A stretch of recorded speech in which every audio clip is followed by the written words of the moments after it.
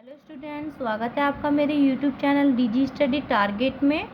Students, आज हम बात करेंगे UPPSC previous year question answer की पार्ट 3 की। पार्ट 2 और पार्ट 1 मैंने पहले ही वीडियो में करा चुकी हूँ, तो शुरू करते हैं फिर।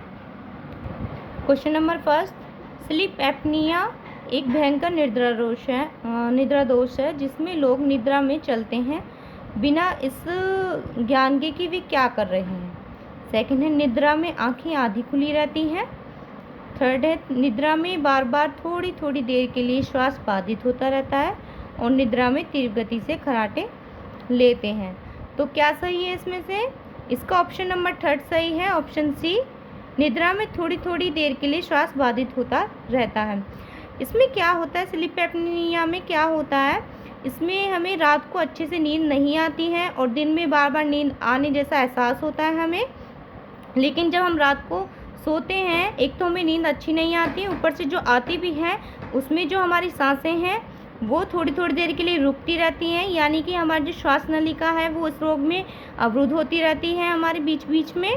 और जिन लोगों में मधुमेह और क्या नाम है हाई ब्लड प्रेशर की समस्या रहती है, उनको ये तकलीफ़ और ज़्यादा परेशान हो जाती है। इससे हमें हार्ट अटैक भी आ जाता है। और जो लोग इस बीमारी वाले जो लोग हैं, कार वगैरह ड्राइव करते हैं, तो उससे क्या होता है, अगर उन्हें रास्ते में नींद का एहसास होता है, झपकी आ जाती है, तो उससे एक्सीडेंट भी होते हैं। तो इसका आप ध्यान रखें। स्लीप एपनीमिया, इसमें श्वास नलिका जो है बाधित होती रहती है। चलिए आगे बढ़ते हैं। क्वेश्चन नंबर 2, मिलान करना है हमें, नहीं सॉरी, ये देखना है हमें कि क्या सुमेलित है और क्या सुमेलित नहीं है, गलत सही क्या है। तो चलते हैं। राजाजी राष्ट्रीय उद्यान किससे संबंधित है? ये हाथी से संबंधित है, बिल्कुल सही है। पेरियार राष्ट्रीय उद्यान, हंगुल दिया हुआ है इसमें, गलत है, ये हंगुल से रिलेटेड नहीं है। मानस राष्ट्रीय उद्यान हाथी से रिलेटेड है, बिल्कुल सही है। दुधवा राष्ट्रीय उद्यान टाइगर से संबंधित है, बिल्कुल सही है। यानी कि इनका संरक्षण किया जाता है, जो इसमें जानवर दिखाए गए हैं इनका संरक्षण वहाँ पर किया जाता है। थोड़ा सा पढ़ लेते हैं। जो पेरियार राष्ट्रीय उद्यान है, जो गलत था, ये अंगुल से संबंधित ना होकर बाघ एवं हाथी से संबंधित है, तो बाघ एवं हाथी आएगा इसमें। क्वेश्चन नंबर थर्ड, कुछ समुद्री जंतु एवं कीट अंधेरे में अपने शरीर से प्रकाश उत्पन्न करते हैं, इस परिघटना को क्या कहते हैं? इस परिघटना, ऑप्शन ए फास्फोरेसेंस, बायोएल्यूमिनेसेंस, ए और बी दोनों, और इनमें से कोई नहीं। ऑप्शन बी आंसर है इसका, ऑप्शन बी बायोल्यूमिनेसेंस, ठीक है। क्वेश्चन नंबर 4, अस्पताल के निम्नलिखित में से किस विभाग में कैथ लैब होगी? ऑप्शन ए पैथोलॉजी विभाग में, बी शल्य चिकित्सा विभाग में, ऑप्शन सी कार्डियोलॉजी विभाग में, ऑप्शन डी न्यूक्लियर मेडिसिन विभाग में। तो ऑप्शन सी सही है इसका, कार्डियोलॉजी विभाग में। कार्डियोलॉजी जो संबंधित होती है वो हृदय से संबंधित होती है, जो लैब होती है वो उसके बारे में हृदय से संबंधित ज्ञान होता है कार्डियोलॉजी के बारे में, ठीक है। आपने देखा होगा कार्डियो लैब होती है एक उसमें अस्पताल में, वहाँ पर हृदय भी बना होता है वहाँ पे, तो उसमें हृदय से संबंधित प्रक्रियाएं की जाती हैं। थोड़ा सा जानते हैं इसके बारे में। कैथ लैब का प्रयोग जो है कोरोना धमनी रोग की पहचान तथा उसके उपचार के लिए विभिन्न परीक्षणों एवं प्रक्रियाओं को संपादित करने के लिए चिकित्सक द्वारा किया जाता है। देखिए, कोरोना धमनी रोग क्या होता है, इसमें हमारी जो धमनी होती है वो जो शुद्ध रक्त होता है, ऑक्सीजन सहित जो रक्त होता है वो जा नहीं पाता है, हमारी जो धमनी है वो ब्लॉक हो जाती है, उसमें स्ट्रोक हो जाता है, और उससे हमारा जो हृदय है वो सही तरह से श्वास का छोड़ना और लेना मतलब नहीं कर पाता है, तो उससे हमारे हार्ट अटैक भी आने का खतरा रहता है, हमारा हाई ब्लड प्रेशर बहुत ज़्यादा बढ़ जाता है, और जिसको शुगर और हार्ट प्रॉब्लम रहती है उसको हार्ट अटैक भी आ जाता है और उसकी मृत्यु भी हो सकती है। क्वेश्चन नंबर 5 देखते हैं। निम्नलिखित में से एक विस्फोटक पदार्थ नहीं है, तो ऑप्शन ए है ट्राइनाइट्रोटॉलुइन, ड्राइनाइट्रोग्लिसरीन, साइक्लोट्राइमेथिलीन, ट्राइनाइट्रामीन, और डी है नाइट्रोक्लोरोफॉर्म। तो इसमें ऑप्शन डी सही है, नाइट्रोक्लोरोफॉर्म, और बाकी के ऊपर ए बी सी तीनों जो है विस्फोटक पदार्थ हैं ये। क्वेश्चन नंबर 6, कौन से सूफी संत महबूब इलाही कहलाता था? ऑप्शन ए है ख्वाजा मोइनुद्दीन चिश्ती, सी है कुतुबुद्दीन बख्तियार खाकी, और सी है बाबा फरीद, और डी है शेख निजामुद्दीन औलिया। इसमें ऑप्शन इधर उधर हो गए हैं। ऑप्शन डी सही है इसका, शेख निजामुद्दीन औलिया। शेख निजामुद्दीन औलिया की जो वो है दरगाह है वो दिल्ली में है, और ये जो मोइनुद्दीन चिश्ती हैं, चिश्ती संप्रदाय था वो मोइनुद्दीन चिश्ती के नाम पर ही पड़ा था, उन्होंने इसके संस्थापक थे वो उसके। और ये जो बाबा फरीद हैं इनको गजे शक्कर और फरीदुद्दीन भी कहा जाता है। याद रखिए, कभी कभी पूछ लिया जाता है कि बाबा फरीद को क्या उपाधि दी गई थी। ठीक है, ऑप्शन डी सही है इसका। और जो मोइनुद्दीन की चिश्ती की दरगाह है वो अजमेर में स्थित है, याद रखिएगा आप। क्वेश्चन नंबर 7, बंगाल के विभाजन के समय बंगाल का लेफ्टिनेंट गवर्नर था, कौन था? Option A sir Andrews Fraser, B H Risley, C Brodrick, और डी है एटी एरेंडल। तो ऑप्शन ए सही है इसका, सर एंड्रूज फ्रेजर। कौन थे ये? सर एंड्रूज फ्रेजर भारतीय सिविल सेवा के अधिकारी भी थे, तो पूछ लिया जा सकता है, याद रखिए। इन्होंने वर्ष 1903 से 1908 तक बंगाल की लेफ्टिनेंट गवर्नर के रूप में अपनी सेवाएं दी थी। इनका बंगाल विभाजन में भी बड़ी भूमिका थी, तो 1905 में भी बंगाल विभाजन में भी सहयोग है इनका, तो याद रखिएगा आप। क्वेश्चन नंबर 8, महात्मा गांधी के साथ निम्न मुसलमानों में से किसने बाल गंगाधर तिलक की अर्थी उठाई थी? तो ऑप्शन ए है शौकत अली, बी है मोहम्मद अली, सी है मौलाना ए.के. आज़ाद, और डी है M.A. अंसारी। ऑप्शन ए सही है इसका, शौकत अली। शौकत अली ने अर्थी उठवाई थी इनकी अपने हाथों से। तो थोड़ा सा पढ़ते हैं। बाल गंगाधर तिलक की मृत्यु 1 अगस्त 1920 को हुई थी। उनकी अर्थी को महात्मा गांधी के साथ मौलाना शौकत अली एवं डॉक्टर सैफुद्दीन किचलू ने उठाया था। तो दोनों ने उठाया था, शौकत अली और सैफुद्दीन किचलू। सैफुद्दीन किचलू जो हैं वही आदमी हैं जिनके जेल में जाने के ऊपर आंदोलन किया गया था जलियांवाला बाग में, और वहाँ पर जनरल डायर ने वहाँ गोलियां बरसवा दी थी, तो फिर वो कांड हुआ था। वो जो लोग इकट्ठा हुए थे वहाँ पर सैफुद्दीन किचलू के जेल जाने के कारण ही हुए थे, उनके विरोध करने के लिए। क्वेश्चन नंबर 9, कांग्रेस के मंच से भारतीय राष्ट्रीय कांग्रेस के किस अधिवेशन में प्रथम बार स्वराज शब्द व्यक्त किया गया?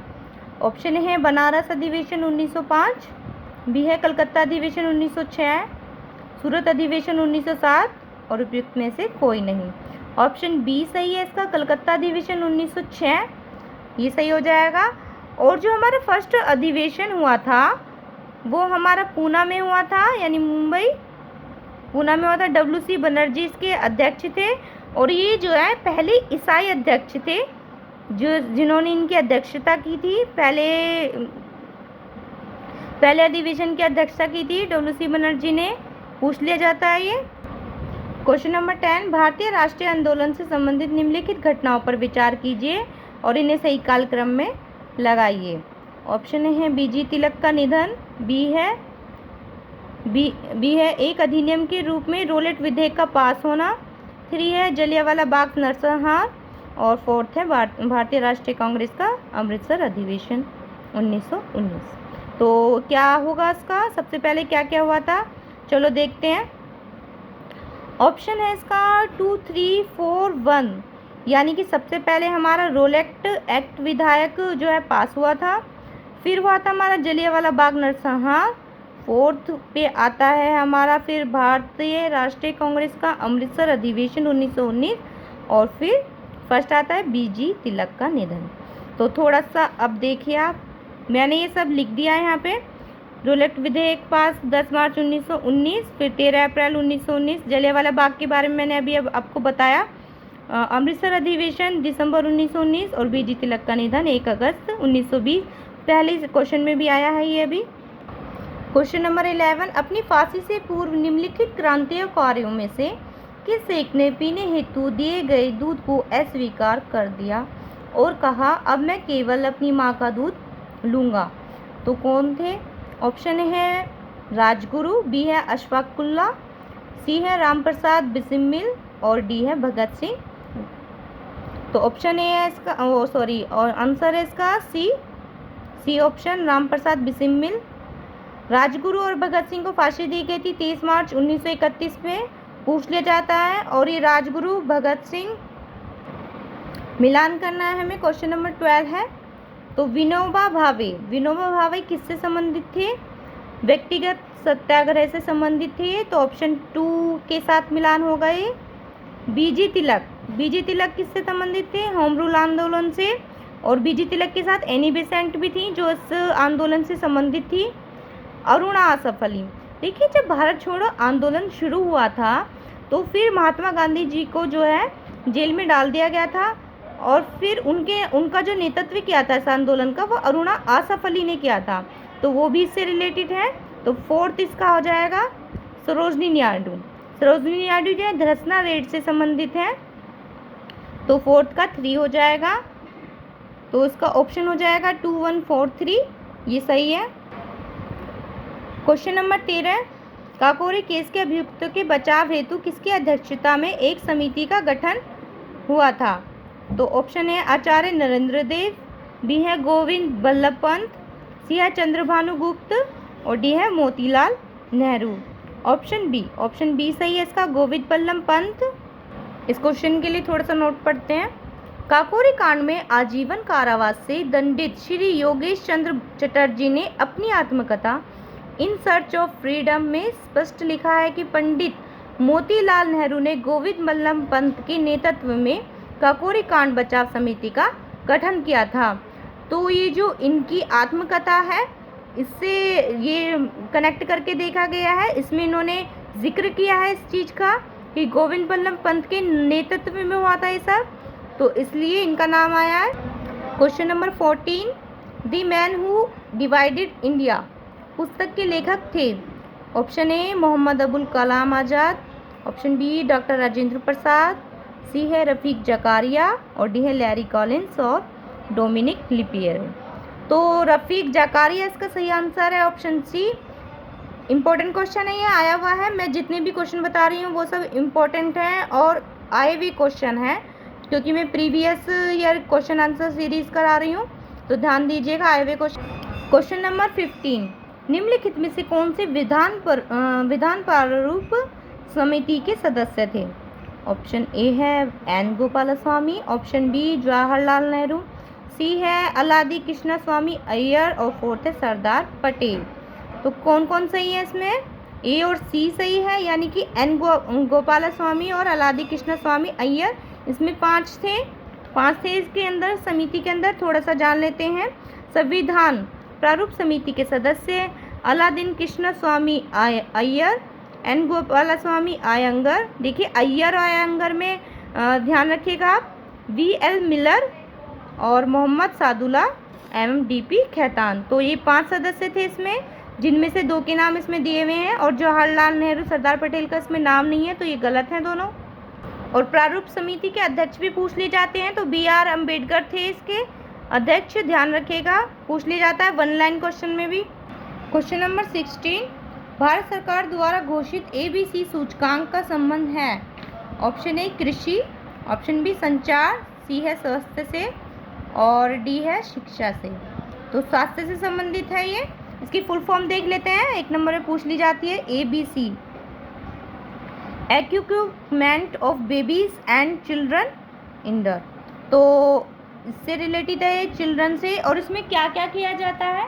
इसमें जो है बच्चों, छोटे जो शिशु होते हैं उनका बालकों का टीकाकरण किया जाता है। उत्तरजीविता, पोषण, स्कूल जाने के 4 संकेतों के औसत के आधार पर बच्चों के विकास का आकलन किया जाता है। यानी कि जिस तरह से उनका विकास होता है उसमें भी उनका आकलन किया जाता है कि किस तरह से उनका विकास हो रहा है। टीकाकरण और स्वास्थ्य का भी ध्यान रखा जाता है। Question number 17, international crop research institute for semi arid tropics ICRICAT स्थित है? ऑप्शन ए कोलकाता में, बी है पटना में, सी है भुवनेश्वर में और डी है हैदराबाद में। डी ऑप्शन सही है, यानी कि हैदराबाद। स्टूडेंट्स इसकी फुल फॉर्म ज़रूर याद रखिएगा, ये फुल फॉर्म इसकी बहुत पूछी जाती है और इम्पोर्टेंट भी है। ठीक है, ऑप्शन क्वेश्चन 18 है मिलान। ओखला है हमारा गौतम बुद्ध नगर से, सौडी है हमारा हरदोई से, और महावीर स्वामी है हमारा, महावीर स्वामी ललितपुर से है। क्वेश्चन नंबर 19 मिलान करना है हमें इसमें। तो सर्व शिक्षा अभियान से हमारा कौन रिलेटेड है, ये 2001। साक्षर भारत से हमारा कौन रिलेटेड है, देखिए 3 ऑप्शन है इसका, तो ये 2009 से संबंधित हो जाएगा। ऑपरेशन ब्लैक बोर्ड 4 से 1987, और राष्ट्रीय साक्षरता मिशन है 1 से, यानी कि 1988 से संबंधित है ये। तो चारों ऑप्शन मिलान कर दिया है मैंने इसका, 2, 3, 4, 1 आंसर इसका, देख लीजिए मैंने मिलान किया है। क्वेश्चन नंबर 20 पार्क तथा वन्यजीव अभयारण्य है ये, और ये राज्यों से संबंधित है, वह देखना है हमें। तो फर्स्ट है डोजीग्राम वन्यजीव अभयारण्य, कहाँ से संबंधित है ये दोस्तों जम्मू कश्मीर में है, ये ध्यान रखिएगा, बहुत इंपॉर्टेंट है, पूछा जाता है अक्सर। और केवलादेव घाना पक्षी अभयारण्य, ये कहाँ पर है, ये राजस्थान में है, ये भी इम्पोर्टेंट है। कान्हा राष्ट्रीय पार्क ये है मध्य प्रदेश में, एमपी में है ये। और प्यारियार वन्यजीव अभयारण्य ये कहाँ पर है, हमारा केरल में है। तो इस तरह से हमारे 20 क्वेश्चन कंप्लीट हो गए हैं। देखिए स्टूडेंट्स, क्वेश्चन चाहे कम पढ़िए, लेकिन वो अच्छे क्वेश्चन पढ़िए, अच्छी तरह से उन्हें तैयार कीजिए, उनके बारे में सही जानकारी होनी चाहिए, सटीक जानकारी होनी चाहिए। तो ये ज़्यादा मायने नहीं रखता कि हम ज़्यादा पढ़ रहे हैं और कम पढ़ रहे हैं, ये मायने रखता है कि हम पढ़ क्या रहे हैं और कितना वो वैल्यूएबल पढ़ रहे हैं। ठीक है, तो अगर आपको ये मेरे क्वेश्चन आंसर जो भी मैंने दिए ये अच्छे लगे हों और अच्छी जानकारी लगी हो, तो मेरे चैनल को सब्सक्राइब करें, लाइक करें, शेयर करें और कमेंट्स भी करें मुझे। ठीक है, आज के लिए इतना ही, धन्यवाद, जय हिंद।